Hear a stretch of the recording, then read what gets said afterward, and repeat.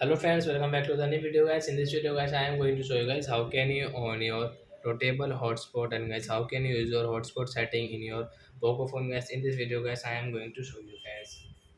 So first of all guys, open your phone setting to on your portable hotspot guys. So as you can see guys, your portable hotspot settings. So guys, you can guys tap here and guys you can see this portable hotspot setting guys, connected device setting guys, you can check from here and guys block list limit of connected device guys, you can set from here 1 2 3 4 5 6.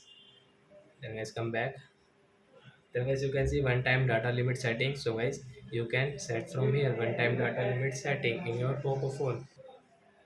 So as you can set guys one time data limit setting, and guys now you can see a portable hotspot. So guys when you will on, so as you can see this share QR code.